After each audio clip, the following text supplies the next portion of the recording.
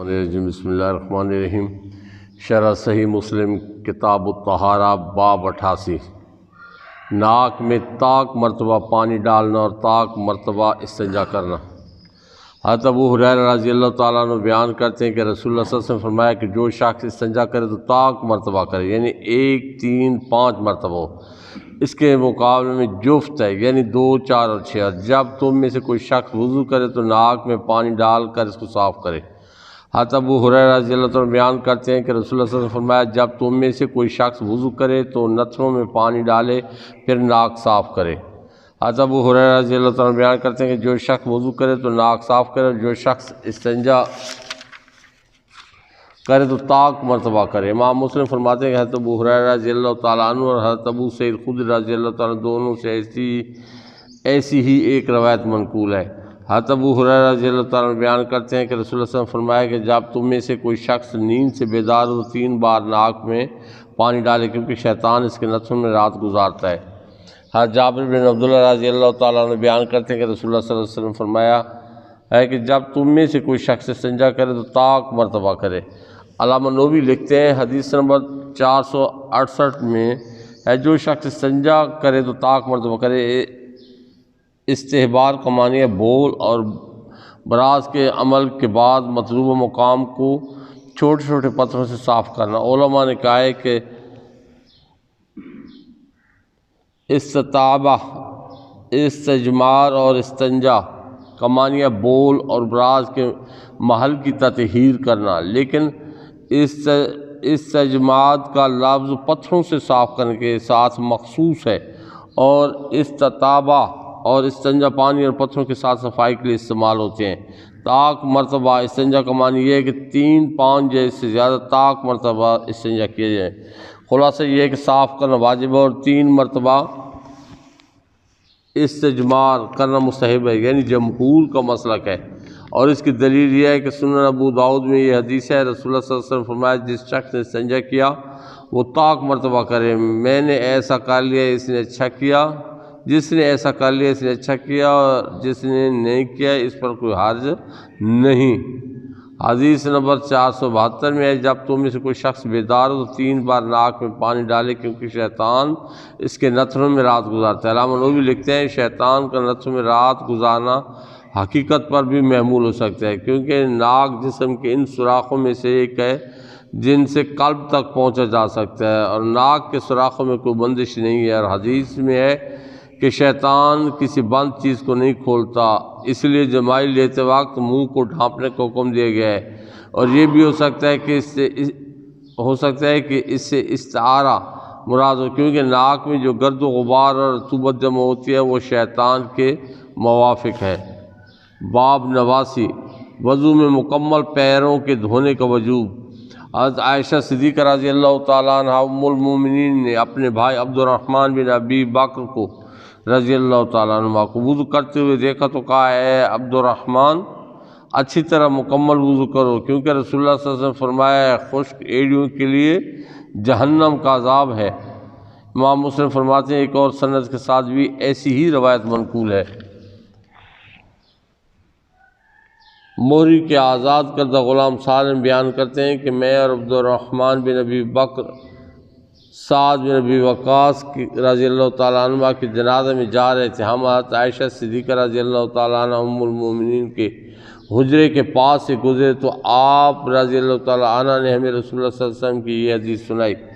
امام مسلم فرماتے ہیں کہ ایک اور سند کے ساتھ بھی ایسی ہی روایت منقول ہے۔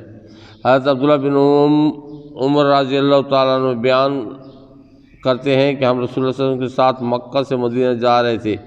ایک جگہ ہم کو پانی نظر آیا اور لوگوں نے عصر کے لیے جلدی جلدی وضو کرنا شروع کر دیا۔ جب ہم ان کے پاس پہنچے تو ان کی ایڑیاں خشک تھیں اور ان کو پانی نہیں چھوا تک نہیں تھا۔ رسول اللہ صلی اللہ علیہ وسلم نے فرمایا خشک ایڑیوں کے لیے عذاب کی ہلاکت ہے، مکمل وضو کیا کرو۔ امام مسلم فرماتے ہیں ایک اور سند کے ساتھ بھی اسی طرح یہ روایت منقول ہے، مگر اس میں وضو مکمل کرو کا جملہ نہیں ہے۔ حضرت عبداللہ بن عمر بیان کرتے ہیں کہ ایک سفر میں رسول اللہ صلی اللہ علیہ وسلم ہم سے پیچھے رہ گئے تھے۔ جس وقت آپ ہمارے پاس پہنچے تو عصر کی نماز کا وقت آ چکا تھا۔ ہم وضو کرنے لگے اور پاؤں پر مسح کر لیا تو رسول اللہ صلی اللہ علیہ وسلم نے بآواز بلند فرمایا خشک ایڑیوں کے لیے آگ کا عذاب ہے۔ حضرت ابو ہریرہ رضی اللہ تعالیٰ عنہ بیان کرتے ہیں کہ ایک شخص نے وضو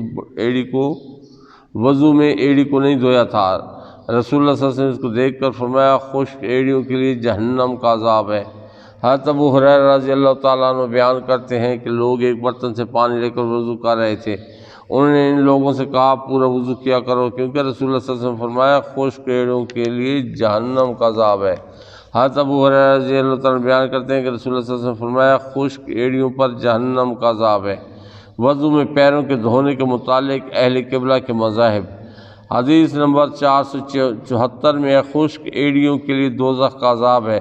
علامہ یحییٰ بن شرف نووی شافعی اس حدیث کی شرح میں لکھتے ہیں اس مسئلہ میں اختلاف ہے، اہل فتویٰ فقہا کی ایک جماعت کا اس پر اتفاق ہے کہ پیروں کو ٹخنوں تک دھونا واجب ہے اور پیروں پر مسح کرنا جائز نہیں ہے، اور پیر دھونے کے ساتھ مسح کرنا واجب نہیں ہے، اور جن لوگوں کا اجماع معتبر ہے ان میں سے کسی ایک کا بھی اس مسئلہ میں اختلاف منقول نہیں ہے، اور شیعہ نے کہا ہے کہ پیروں پر مسح کرنا واجب ہے، اور محمد بن جریر اور رئیس معتزلہ جبائی نے کہا ہے کہ پیروں پر مسح کرنے اور ان کو دھونے میں اختیار ہے، اور بعض اہل ظاہر غیر مقلدین نے کہا ہے کہ مسح کرنے اور دھونے کو جمع کرنا واجب ہے۔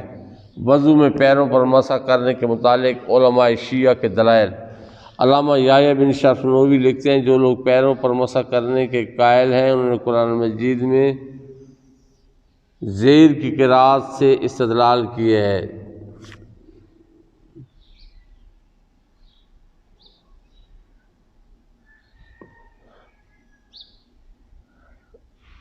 اپنے سروں اور پیروں پر مسح کرو، اس آیت میں ممسوح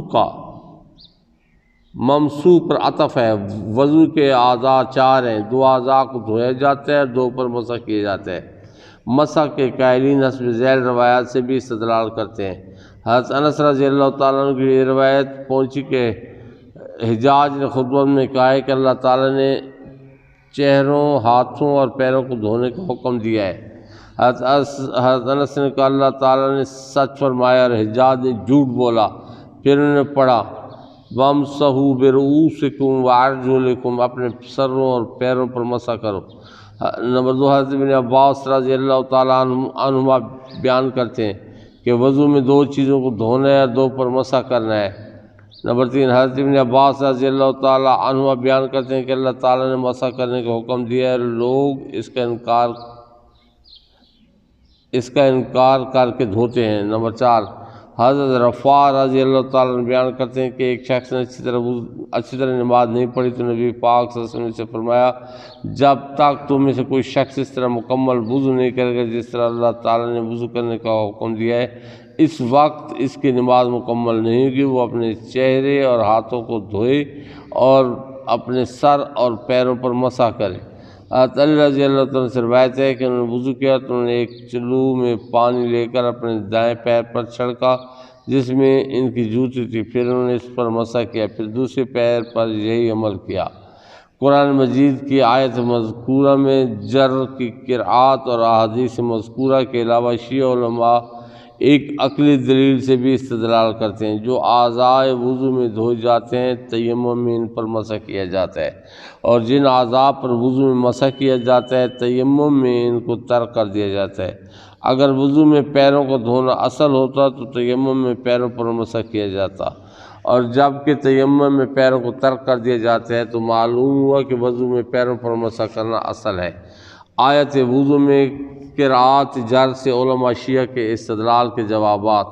قرآن مجید کی آیت کریمہ میں قرات جر کی تقدیر پر بھی ارجلکم کا عطف ایدیکم پر ہے، اور اس پر جر جوار کی وجہ سے اس کی نظیر یہ آیت ہے انی اخاف علیکم عذاب یوم العلیم، سورہ ہود آیت نمبر 26۔ بے شک میں تم پر دردناک عذاب کے دن کا خوف رکھتا ہوں۔ اس آیت میں علیم عذاب کی صفت ہے، اس اعتبار سے اس پر نصب زبر ہونی چاہیے تھی، لیکن چونکہ اس کے جوار میں عذاب پر جر ہے اس لیے اس کو بھی جر دی گئی ہے۔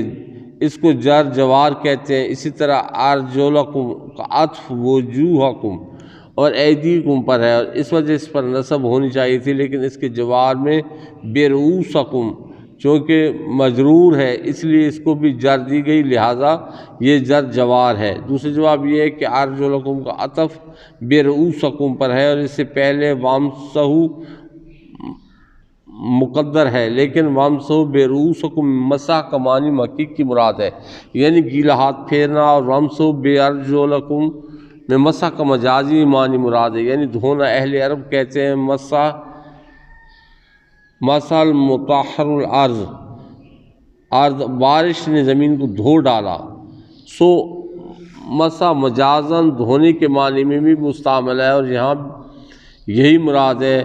معطوف علیہ میں حقیقت اور معطوف میں مجاز مراد ہو سکتا ہے۔ قرآن مجید میں اس کی نظیر یہ آیت ہے،